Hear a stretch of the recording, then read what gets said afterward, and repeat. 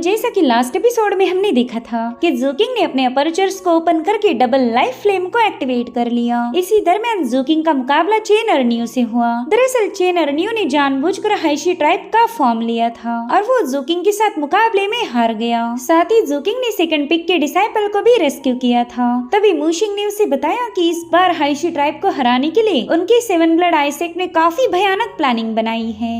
अब आगे तो इस एपिसोड की शुरुआत में हम सेवन पिक के मास्टर जेंग काई को देख पाते हैं। उनके सामने हाइशी ट्राइब का मास्टर बैठा हुआ था। वो जेंग काई से कह रहा था कि तुमने मर्मेड क्लैन की आड़ में मेरी हाइशी ट्राइब के साथ पंगे लिए। क्या तुम्हें लगता है कि हम इतने आसानी से तुम्हारे जाल में फंस जाएंगे? साथ ही यहाँ पर हमें हाइशी ट्राइब का ग्रैंड मास्टर भी दिखाया जाता है जो कि शूलियांजी का अपोनेंट होगा। सेवन पिक के मास्टर हाइशी ट्राइब के मास्टर से कह रहे थे कि खेल अब शुरू हो चुका, हम दोनों की मोहरे खेल में उतर गए और इसमें बस एक ही टीम जीत हासिल कर सकती। वेल इन दोनों की बातों के दरमियान हमें इनकी प्लानिंग भी दिखाई जाती है। सेवन पिक के डिसाइपल्स जंग में उतर चुके थे, मगर उसी इलाके में हम हाइशी के जायंट्स को भी देख पाते हैं। हाइशी के राजा ने अपनी फौज को उसी आइलैंड पर उतार दिया था और अब खून खराबा शुरू हो गया। हाइशी किंग ने सेवन ब्लड आइसेक के बंदों को मारने के लिए अपने जायंट्स की फौज उतार दी थी। दरअसल वो जेंग काई को दिखाना चाहता था कि तुम्हारी हर एक चाल का मुंह तोड़ जवाब हमारे पास है। तुम हम पर स्ट्राइक करोगे तो हम तुम्हें अपनी काउंटर स्ट्राइक में हरा देंगे। उतने में जेंग काई अपनी अगली मूव रिवील करते हुए कहने लगे कि हार और जीत एक पल में तो डिसाइड नहीं होती। और उतने में हम देख पाते कि सेवन ब्लड आइसेक की कई सारी वॉरशिप इन जायंट्स को मारने पहुंच चुकी हैं। इधर दोनों ग्रैंड मास्टर्स अपने अपने तख्त पर बैठे हुए थे। हाइशी का राजा कहने लगा कि इस बार सेवन ब्लड आइसेक को कोई मोमेंटम नहीं मिलने वाला, चाहे तुम अपनी आर्मी किसी भी जगह क्यों ना भेजो, वो लोग सैक्रिफाइस ही होने वाले हैं। और होता भी बिल्कुल वैसे ही। सेवन ब्लड आइसेक की कैरेजेस में आग लगकर वो एक्सप्लोड होना शुरू हो गई। हाइशी किंग खुश होते हुए कहने लगा कि देखो तुम्हारे डिसाइपल कैसे परेशान होकर भाग रहे हैं। पर्ल आइलैंड तुम्हारे स्वागत के लिए हमने सजा के रखा था, बस एक बार तुम यहाँ पर हार जाओ और फिर यही से तुम्हारे सेक्ट के कोलैप्स होने की जर्नी शुरू हो जाएगी। तुम्हारे सेक्ट के 2 पिक मास्टर्स ऑलरेडी घायल हैं। कई सारे गोल्डन कोर्स के एल्डर भी क्रिटिकली इंजर्ड हो गए, उनके तो बचने के भी चांसेस मुझे नजर नहीं आ रहे। ये सब देखकर तुम्हारे डिसाइपल्स का मोरल टूट चुका है और अब धीरे धीरे करके तुम्हारा सेक्ट कोलैप्स हो जाएगा। जेंग काई तू इस वॉर को जारी रखेगा तो तेरा सेक्ट पूरी तरह से डिस्ट्रॉय हो जाएगा। और इतना कहते साथ ही हाइशी किंग ने ट्रीटी पेपर्स जेंग काई के सामने पेश किए। दरअसल हाइशी ट्राइब सेवन ब्लड आइसेक के साथ एक पीस डील साइन करना चाहती थी। वही दूसरी तरफ ज़ूकिंग भी परेशान हो गया। वो जानता है कि डिसाइपल्स इतने ज्यादा घायल है कि अब वो मिशंस का एक्सेप्ट नहीं कर रहे। सेवन ब्लड आइसेक पलटवार भी नहीं कर रहा। शायद स्ट्राइक बैक ना करने का मतलब है कि हम जंग में हार मान गए। लेकिन सेवन पिक मास्टर जेंग काई के चेहरे पर इवल स्माइल थी। उनका बैकअप प्लान ऐसा था कि हाइशी ट्राइब ने उसका सपने में भी अंदाजा नहीं लगाया होगा। दरअसल समंदर के सतह पर सी लिजर्ड का ग्रैंड मास्टर आ चुका था और ये एक सुप्रीम डिवाइन क्रीचर है और ये स्पिरिट वर्ल्ड की परफेक्शन लेवल का कल्टिवेटर था। गाइज मैं यहाँ पर शॉर्टकट में कल्टिवेशन लेवल का भी आपको बता देती हूँ। फर्स्ट है जी कंडेंसेशन, सेकंड है फाउंडेशन एस्टेब्लिशमेंट, इसे फाउंडेशन बिल्डिंग भी कहा जाता। थर्ड है कोर फॉर्मेशन या फिर इसे गोल्डन कोर भी कहा जाता। चौथी है नेसेंट सोल, पांचवी होगी स्पिरिट ट्रेजर, इसे ही स्पिरिट वर्ल्ड भी कहा जाता। और छठी है वॉइड रिटर्निंग। फिलहाल के लिए इस लेवल तक हमारे पास इंफॉर्मेशन है, आगे जो भी जानकारी रहेगी मैं आपके साथ शेयर कर दूंगी। सो ये सी लिजर्ड का grand master spirit world level पर था और उसने काफी भयानक अंदाज में पर्ल आइलैंड पर तबाही मचाना शुरू कर दी। हाइशी ट्राइब को समझ ही नहीं आ रहा था कि वो अब आगे क्या करेगा। इनफैक्ट उनके जो जायंट्स थे वो भी सी लिजर्ड ने बड़ी चाव से निगल लिए। इस तरह से पर्ल आइलैंड सेवन ब्लड आइसेक ने कम्प्लीटली एनिहिलेट कर दिया था। ये सब देखकर सिर्फ हाइशी किंग ही नहीं बल्कि उसका ग्रैंड मास्टर भी काफी ज्यादा गुस्सा हो गया। जेंग काई ने दाव पर दाव खेलते हुए हाइशी को कड़ी मात दी थी। जेंग कहने लगे कि तू रूल बनाते जा और मैं उसे ब्रेक करता जाऊंगा और इस तरह से तू मेरे सामने हार चुका है। अब ये सुनकर वो किंग गुस्सा तो बहुत हो गया, मगर फाइनली उसे वहाँ से जाना पड़ा। इधर ज़ूकिंग मास्टर जेंग काई की प्लानिंग समझने की कोशिश कर रहा था। वो सोचता है कि हाइशी ट्राइब ने सेवन ब्लड आइसेक को हराने के लिए पर्ल आइलैंड पर अपना मेन अड्डा जमाया था। वहाँ पर हमारे फैक्शन के डिसाइपल्स को जानबूझकर भेजा गया ताकि हाइशी ट्राइब पूरी तरह से हमारे जाल में फंस जाए। सी लिजर्ड के ग्रैंड मास्टर ने अपनी बॉडी को सिर्फ शिफ्ट किया और ये सारा आइलैंड डिस्ट्रॉय हो गया। किसी ने सोचा भी नहीं होगा कि हमारा फैक्शन सी लिजर्ड के ग्रैंड मास्टर को भी इस जंग में शामिल कर सकता। अब बैटल और भी ज्यादा गहरी हो गई। हम धीरे धीरे करके हाइशी ट्राइब के घर में घुसने वाले हैं, जिसके बाद अगले सीन में हम इन सभी पिक मास्टर का सेलिब्रेशन देख पाते हैं। 7 पिक के मास्टर 4th पिक के मास्टर से कहने लगे कि तुमने सी लिजर्ड के ग्रैंड मास्टर को जंग में समन करके इस जीत पर 4 चांद लगा दिए। जिस पर 4th पिक का मास्टर कह रहा था कि हमारा पुराना कनेक्शन है, तो मैंने उसी दोस्ती की खातिर सी लिजर्ड को समन किया था, लेकिन मेरी अचीवमेंट तुम्हारे सामने कुछ भी नहीं। और उतने में ही तीसरे और छठे पिक के मास्टर्स भी वहाँ पर पहुँच गए। जिंग काई उनसे कहते कि तुम दोनों ने घायल होने की काफी अच्छी तरीके से एक्टिंग की थी, जिसके चलते दुश्मन को ये लगा कि वो ये मुकाबला जीत रहा है और इसलिए वो बेबाक अंदाज में हमारे ट्रैप में घुसता चला गया। हाइशी को लगा कि हम कमजोर पड़ गए और इसी के चलते उन्होंने अपनी ढेर सारी आर्मी को पर्ल आइलैंड पर भेज दिया, जहाँ पर सी लिजर्ड के ग्रैंड मास्टर ऑलरेडी उनका इंतजार कर रहे थे। और फिर हाइशी ट्राइब को साफ करने में उन्हें जरा भी वक्त नहीं लगा। और अब जिंग काई ग्रैंड मास्टर शूलियान जी से पूछ रहे थे कि बताइए अब आगे आपके क्या ऑर्डर्स हैं। तो शूलियान जी कहते कि चलो फटाफट से अनाउंसमेंट को रिलीज कर दो। इसलिए जिंग काई ने अनाउंस किया कि अभी भी जो बंदे बैटल कर रहे हैं उन्हें कोर फॉर्मेशन सेटअप करने के लिए रिवॉर्ड मिलेगा, और तुम में से जो टॉप 50 में है उन्हें हमारे सेक्टर ट्रेजर आर्टिफैक्ट की कॉपी दी जाएगी, ताकि तुम लोग आगे चलकर अपनी कल्टीवेशन को इम्प्रूव कर सको। गाइस, इसी दरमियान हम 7 ब्लड आइसेक के डिसाइपल्स और जू किंग को देख पाते हैं, जिन्होंने ये अनाउंसमेंट अपने टोकन के जरिए सुन ली थी। जू किंग ने इतने सारे बंदों को मारा था कि उसके 44 अपर्चर सब अनलॉक हो गए। ये बैटल 3 महीनों तक ऐसी ही चलती रही। 7 ब्लड आइसेक की आर्मी अलग अलग आइलैंड पर आगे बढ़ती जा रही थी। जूकिंग को पता है कि टॉप 50 में आने वाले बंदों को सेक के ट्रेजर की प्रोजेक्शन कॉपी मिल सकती, और वो ये भी जानता है कि इन टैलेंटेड डिसाइपल्स के दरमियान टॉप 50 में अपनी जगह बनाना थोड़ा सा मुश्किल होगा। और उतने में जूकिंग को अपने टोकन पर एक पैगाम मिला। उसे 7 ब्लड आइसेक के 7 पिक के वाइस मास्टर ने जूइंग माउंटेन के हॉल में मिलने बुलाया था, तो जूकिंग भी जूइंग माउंटेन पर पहुंच गया। गाइस, वैसे तो ये मर्मेड का आइलैंड हुआ करता था, मगर अब यहाँ पर 7 ब्लड आइसेक का कब्जा है। वहाँ के एक बड़े से एलियन टेंट के अंदर एक हॉल मौजूद था। जूकिंग तो इस जगह को देखकर ही थोड़ा सा हैरान हो गया, और अब वो 7 पिक के वाइस मास्टर सू जियानचू को ग्रीट करता है, मगर उस बंदी ने तो उसके वहाँ आते साथ ही जूकिंग को अपने बर्फ में ट्रैप कर लिया। जूकिंग की मेरिडियंस पूरी तरह से फ्रीज हो गई थी। अगर वो चाहता तो अपनी लाइफ लैम्प को इग्नाइट करके इस बर्फ से आजाद हो जाता, लेकिन जूकिंग फिलहाल तो अपने लाइफ लैम्प ट्रेजर को किसी के सामने रिवील नहीं करना चाहता। और उतने में ही शुई वहाँ पर पहुँच गई। दरअसल जियानचू शुई की ग्रेट आंटी है। वो कहने लगी कि जूकिंग को यहाँ पर बुलाने के लिए आपका शुक्रिया, और अब वो जूकिंग को अपनी आंटी से इंट्रोड्यूस करने लगी। वो कह रही थी कि मेरी आंटी 7 पिक के मास्टर को पिक की रिस्पॉन्सिबिलिटीज हैंडल करने में हेल्प करती है। और अब जियानचू जूकिंग को बताती है कि मैंने तुम्हें यहाँ पर एक मिशन असाइन करने के लिए बुलाया था, तुम्हें 1 महीने तक इसका प्रोटेक्टर बनना पड़ेगा।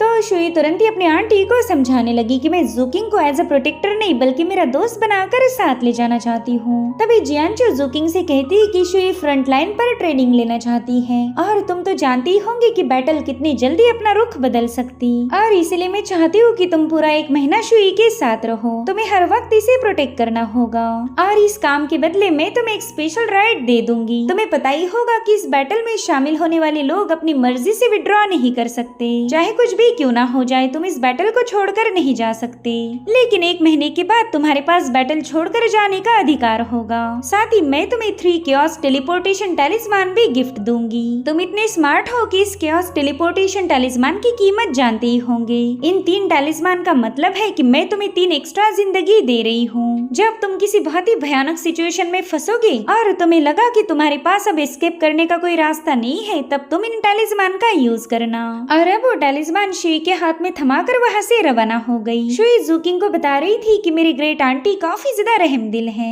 उस वक्त भी मैंने आपको शीशान माउंटेन में आने के लिए बोला था, मगर आपने ही मना कर दिया।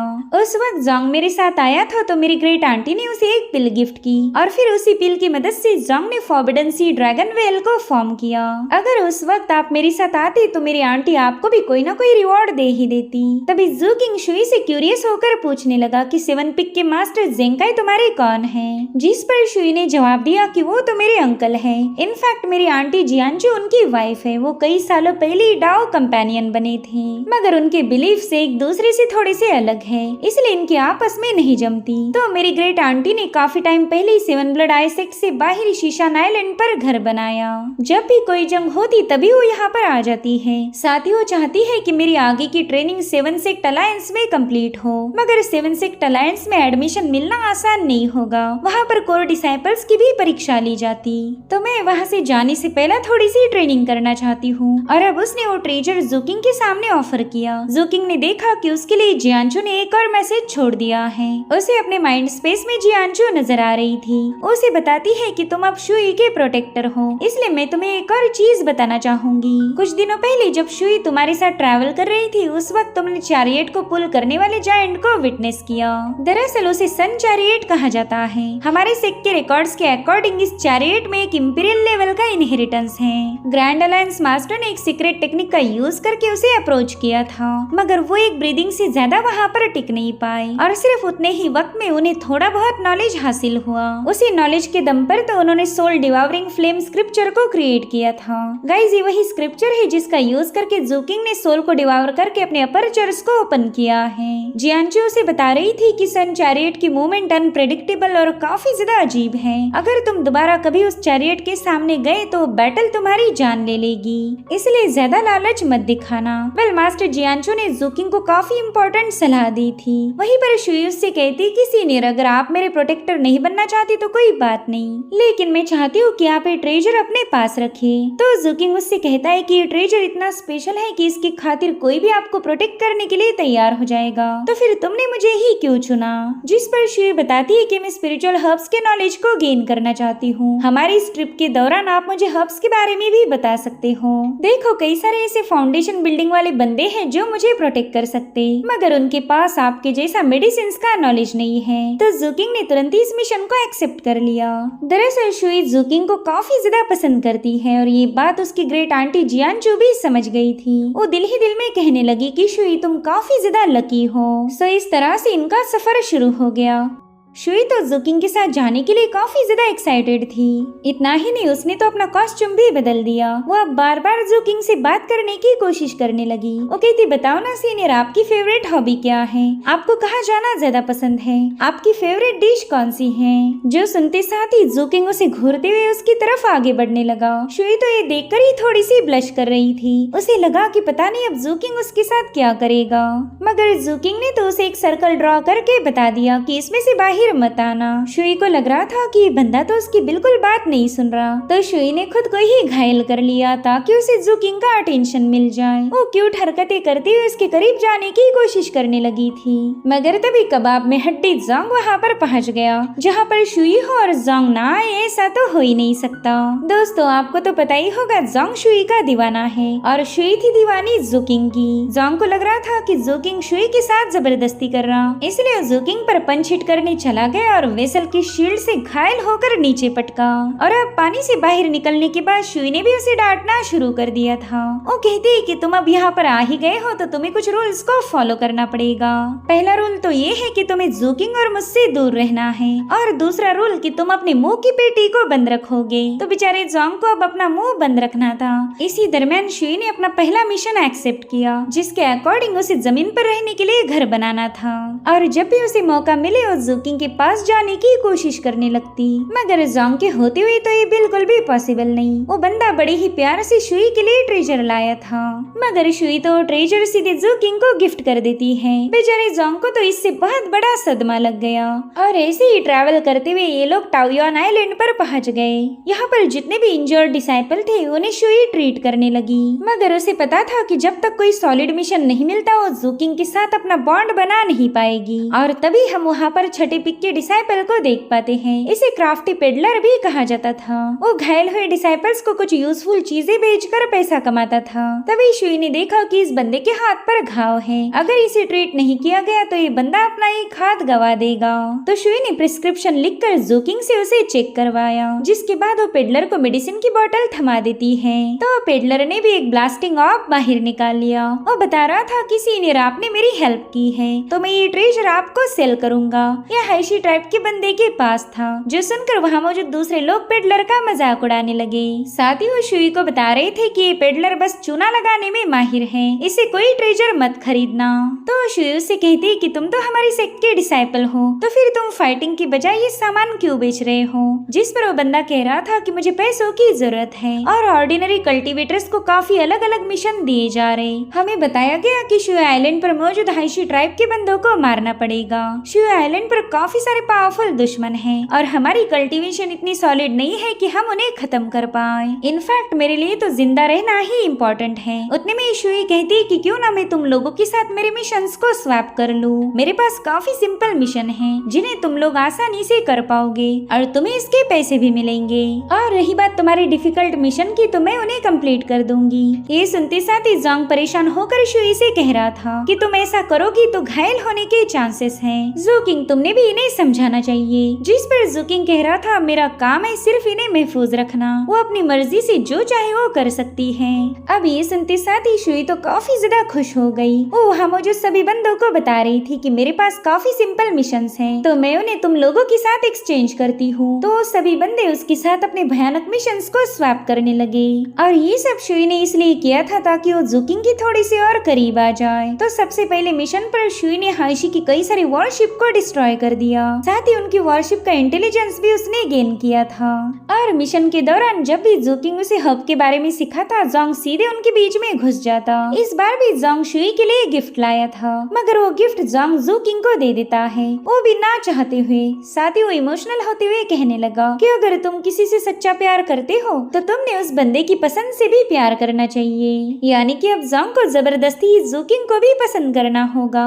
अब कुछ ही दिनों में दोबारा से टाओयुआन आइलैंड पर वापस आ गए। तब तक पेडलर ने शुई के लिए और भी कई सारे रिस्की मिशंस को जमा किया और शुई को पता है कि इस बार भी ज़ूकिंग उसे प्रोटेक्ट करेगा। उसे लग रहा था कि ज़ूकिंग उसका दोस्त बन गया, मगर असल बात तो ये थी कि ज़ूकिंग सिर्फ अपनी ड्यूटी निभा रहा है। इधर शुई ने देखा कि लोग अपनी फैमिली के लिए खत लिख रहे हैं। ये सभी लोग जंग खत्म होने का इंतजार कर रहे थे ताकि बैटल फिनिश होते साथ ही अपने घर जा सके। वहीं पर पेडलर के पास तो टाइम बॉटल की रेप्लिका है, इसे साउंड कैप्चरिंग बॉटल भी कहा जाता था। शुई बताती है कि ये एक एंशिएंट ट्रेजर है, इसमें हम किसी की भी आवाज को कैद करके रख सकते, मगर ये आवाज ज्यादा दिनों तक स्टोर नहीं रखी जा सकती। धीरे धीरे करके ये आवाज फेड हो जाएगी। उतने में पेडलर सबको बता रहा था कि इसमें मेरी वाइफ और मेरी बेटी की आवाज कैद है। घर से निकलते वक्त मैंने उनकी आवाज को इसमें रिकॉर्ड कर लिया था। तो सभी लोग उससे रिक्वेस्ट करने लगे कि भाई प्लीज हमें भी उनकी आवाज सुना दे। इसलिए पेडलर ने फाइनली उस बोतल को ओपन किया। उसकी वाइफ अपनी बेटी से कह रही थी कि चलो इस बोतल में बात करो, फिर तुम्हारे फादर यहाँ से दूर जाने के बाद भी तुम्हारी आवाज सुन पाएंगे। तो उस बंदे की बच्ची काफी क्यूट आवाज में उससे बात करने लगी। वो अपने फादर से कह रही थी कि आप तो हमेशा ही मदर के हाथों मार खाते रहते, आपने उनकी हर एक बात सुननी चाहिए जैसे कि मैं सुनती हूँ, वरना तो आपको हर रोज पनिशमेंट मिलेगी। अब उस बच्ची की बातें सुनकर ही सभी के चेहरे पर स्माइल आ गई। साथ ही वो पेडलर को चिढ़ा रहे थे कि भाई तू तो अपनी बीवी के हाथों हर रोज मार खाता था। जो सुनते साथ ही पेडलर ने फटाफट से उस बोतल को बंद कर दिया। अब ऐसे ही 25 दिन गुजर गए थे। शुई ने इन सभी डिसाइपल्स के डिफिकल्ट मिशन को खुद ही पूरा कर दिया और यही रीजन है कि आज टाओयुआन आइलैंड पर सेलिब्रेशन हो रहा था। कुछ लोग तो शुई और ज़ूकिंग की जोड़ी को भी पसंद करने लगे। उनकी बातें सुनकर ही शुई के चेहरे पर स्माइल आ जाती है। वहीं पर पेडलर उससे कह रहा था कि मैं काफी दिनों से नाराज था, मगर सीनियर शुई जब से यहाँ पर आई है मेरी जिंदगी आसान लग रही। मैं बिना ज्यादा रिस्क उठाए पैसे भी कमा सकता हूँ। अब तो मेरे पास इतने पैसे हो गए कि बैटल खत्म होते साथ ही मैं अपने फैमिली से मिलने जा पाऊंगा। इस दुनिया में पैसा वाकई काफी ज्यादा इम्पोर्टेंट है। उतने में जोंग नशे की हालत में कहने लगा कि पैसा और कल्टीवेशन किसी काम का नहीं, ये तो बस हमारी ख्वाहिशें हैं जिसके पीछे हम अपनी जिंदगी को बर्बाद कर देते। मैं तो बस सिंसियरिटी पर फोकस करता हूँ, हमारा दिल साफ होना चाहिए। और जोंग की इस बात से सभी लोग अग्री हो गए। साथ ही ये लोग ज़ूकिंग और शुई के लिए चीयर्स कर रहे थे, क्योंकि इनकी ही वजह से ये लोग खतरनाक मिशन से जिंदा बच गए। वहीं पर शुई उन लोगों से कह रही थी कि बस कुछ ही दिनों में ये महीना खत्म हो जाएगा। पता नहीं फिर सेक्ट में वापस जाने के बाद मेरी आप लोगों से मुलाकात कब होगी। अगर सच बताओ तो मेरा यहाँ से जाने का बिल्कुल भी दिल नहीं करता। तुम लोग मुझे काफी ज्यादा याद आओगे। जिस पर वो डिसाइपल कहने लगी कि अरे जंग तो अभी तक खत्म ही नहीं हुई, शायद हमें और 6 महीने इसी आइलैंड पर रुकना पड़ेगा, इसलिए इतनी जल्दी तो हम लोग आपसे दूर नहीं होने वाले। तभी जोंग कहता है, दोस्तों क्या तुम्हें वाकई ऐसा लगा था कि शुई तुम में से एक है? अरे ये तो हमारे फैक्शन के पैट्रियार्क शू लियांजी की ग्रैंड डॉटर है। इन्हें तो बैटल में आने की भी कोई जरूरत नहीं थी। 7 ब्लड आई सेक्ट भले ही हमारे लिए एक फैक्शन होगा, मगर वो सेक्ट तो मिस शुई का घर है। अब ये सुनते साथ ही वो सभी लोग काफी ज्यादा पैनिक होकर शुई के सामने अपना सिर झुकाने लगे। वो कह रहे थे कि अगर अनजाने में हमने आपको ऑफेंड किया हो तो प्लीज हमें माफ कर दीजिए। शुई तो ये देख कर ही सरप्राइज हो गई। वो उन्हें बताती है कि तुम सभी मेरे दोस्त हो, प्लीज ये सब मत करो। मगर अब इन डिसाइपल्स को पता चल गया था कि शुई कितनी हाई स्टेटस पर है, इसलिए वो लोग अब उससे दोस्ती नहीं बल्कि उससे ही दूर भाग रहे थे। और यही सब देखकर शुई मायूस होकर वहाँ से चली गई। जब जोकिंग उसके पास आया तब वो उससे सवाल पूछती है कि क्या वाकई मेरे लिए दोस्त बनाना इतना ज्यादा डिफिकल्ट है? मुझे तो लगा था कि यहाँ मौजूद हर एक बंदा मेरा दोस्त बन गया। जिस पर जोकिंग कह रहा था कि उन्होंने तुम्हें दोस्त इसलिए माना क्योंकि उन्हें लग रहा था कि तुम उनमें से एक हो, मगर अब वो समझ गए कि वो किसी भी कीमत पर तुम्हारे दोस्त नहीं बन सकते। चाहे मिशन इजी हो या खतरनाक हो, वो तुम्हारे लिए बस एक ट्रेनिंग था, मगर उनके लिए हर एक मिशन मौत के बराबर है। और तभी शुई से पूछती कि सीनियर क्या आप भी मेरे बारे में ऐसा ही सोचते हो? हम इतने दिनों से एक साथ हैं, मगर आपने हमेशा मेरे साथ दूरियां बना के रखी। आप तो मेरे साथ ठीक से बात भी नहीं करते। क्या आप भी मुझे अपनी दोस्त नहीं मानते? जिस पर जोकिंग कह रहा था कि मैं भी इन लोगों के जैसा हूँ, हमारे दरमियान दोस्ती होना पॉसिबल नहीं क्योंकि आपका स्टेटस इसकी इजाजत नहीं देता। वेल सारी बातें जोंग ने भी चुपके से सुन ली थी, जिसके बाद हम देख पाते कि ये लोग आसपास के इलाके को एक्सप्लोर करने निकल चुके हैं और मिशन पर आए 29 डेज भी पूरे हो चुके थे, यानी कि अब जल्दी इन तीनों को अपने अपने रास्ते निकलना पड़ेगा। और तभी जोंग जोकिंग के हाथ में 2 पिल्स थमा देता है। वो कह रहा था कि इसमें से एक पिल तुम्हारे लिए है और दूसरी मिस शुई को दे देना। जिस पर जोकिंग कहने लगा कि तुमने खुद ही ये पिल उन्हें दे देनी चाहिए, मगर जोंग कह रहा था कि भाई अगर तुम ये पिल उसे दोगे तो काफी ज्यादा खुश हो जाएगी। मगर तभी इन्हें अपने सामने मौजूद एक आइलैंड पर स्मोक नजर आया। साथ ही इन्हें अपने टोकन पर 7 पिक मास्टर का पैगाम मिला था।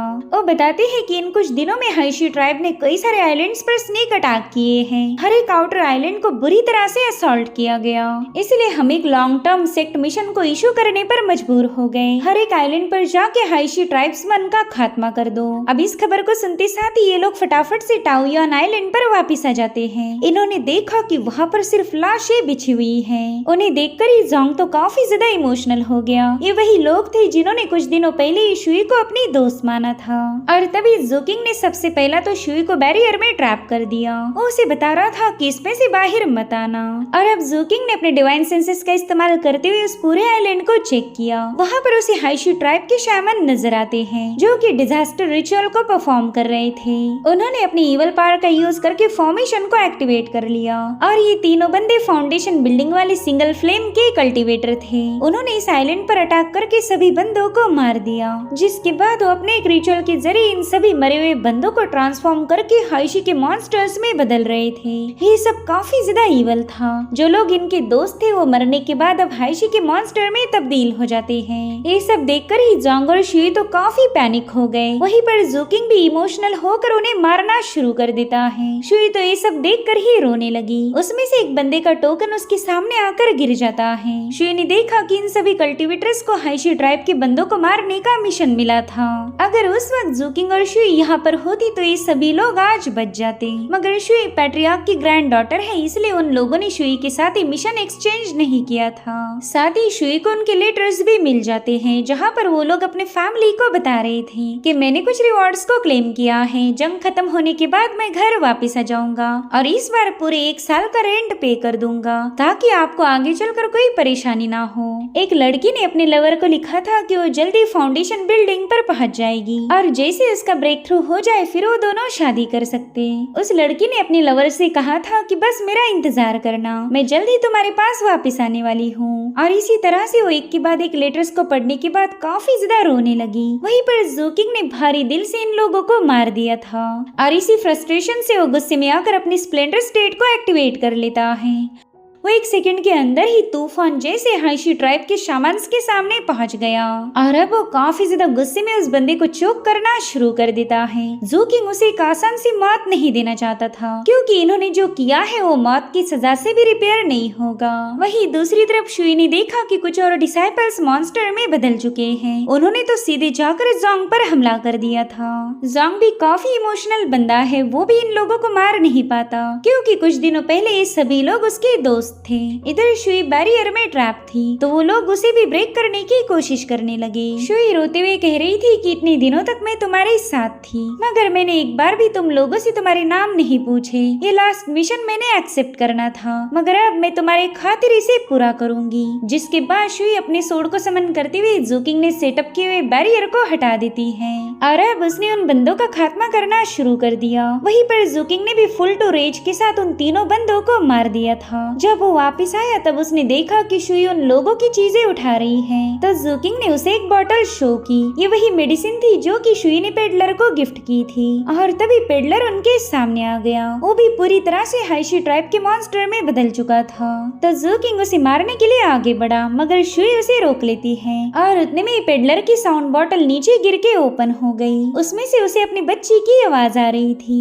उसकी बेटी उससे कहती कि फादर प्लीज जल्दी से वापस आ जाना, जब आप घर पर नहीं रहते तब मेरा दिल बिल्कुल नहीं लगता, प्लीज आप जल्दी से वापस आए, हम आपको काफी ज्यादा मिस करते हैं। और ये सारी बातें सुनकर वो बंदा अपने हाथ चेक करने लगा जो कि पूरी तरह से बदल चुके थे। वो जानता है कि अब तो उसकी बेटी उसे पहचान भी नहीं पाएगी। वहीं पर शुई इमोशनल होकर उसके पास जाना चाहती थी मगर ज़ूकिंग ने उसे रोक लिया। इधर पेडलर की आंखों से आंसू नहीं बल्कि खून आ रहा था जो देख शुई पूरी तरह से टूट गई। वो तो बस पेडलर के पास जाना चाहती थी मगर ज़ूकिंग उसे जैसे तैसे संभालने लगा। इधर पेडलर हाइशी के कंट्रोल में तो था मगर अभी तक उसका माइंड पूरी तरह से करप्ट नहीं हुआ। उसे अभी भी याद है कि वो कोई मॉन्स्टर नहीं बल्कि इंसान है और इसीलिए वो अपने दोस्तों पर अटैक नहीं करेगा। उतने में उसने अपनी ब्लास्टिंग ऑफ को बाहर निकाल लिया। साथ ही वो रोते हुए कह रहा था कि अगर मैं ऐसे घर गया तो वो लोग मुझसे डर जाएंगे, मैं उनके सामने अपनी ऐसी मेमोरीज तो रखना नहीं चाहूंगा। और इस मोमेंट पर उसे अपनी वाइफ और बेटी के विजन्स नजर आने लगे जो कि उसके वापस आने का इंतजार कर रही थी।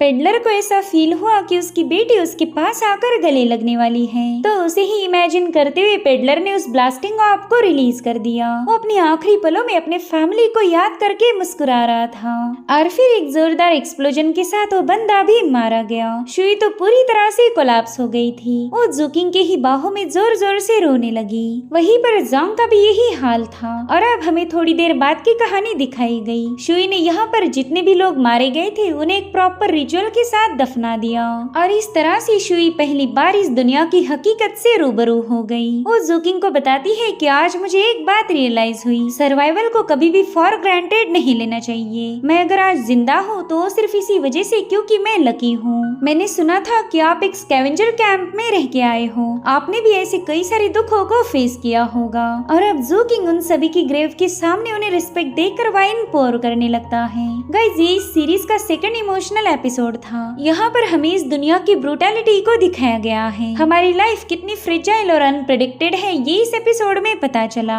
हम अक्सर फ्यूचर के बारे में सोचते रहते कि आगे चलकर मुझे क्या कुछ अचीव करना है मगर लाइफ के प्लान्स तो हमेशा अलग रहते, इसलिए हमने प्रेजेंट पर फोकस करना चाहिए कि मैं आज का दिन बेहतर कैसे बना सकता, कल का तो क्या है, इसलिए तो कहा जाता कि कल किसने देखा। खैर आज एक महीना पूरा हो चुका था तो ज़ूकिंग शुई को जुइंग आइलैंड पर वापस पहुंचा देता है जहां से इन दोनों के रास्ते अलग हो गए। शुई अपनी ग्रेट आंट को टाओयुआन आइलैंड का रिपोर्ट दे देती है। उसमें कई सारे लोगों के नाम लिखे गए थे जिन्हें देखकर जियांचू ने इमोशनल होकर शुई का हाथ चेक किया। उसके हाथों पर घाव थे। ये घाव तब बने जब उसने अकेले उन सभी बंदों को दफनाया था। जियांचू समझ गई कि शुई के दिल की हालत फिलहाल कैसे होगी। वहीं दूसरी तरफ ज़ूकिंग पेडलर की साउंड बॉटल को चेक कर रहा था और वहीं पर शुई जियांचू को बताने लगी कि ज़ूकिंग को पहचानने में मुझसे गलती हो गई। मैंने सिर्फ उसे ही नहीं बल्कि सभी को मिसजज किया। मुझे लगा था कि ये दुनिया जिंदगी जीने के लिए आसान है मगर ये लोग तो हर रोज मौत को धोखा देकर जिंदा रहने की कोशिश करते।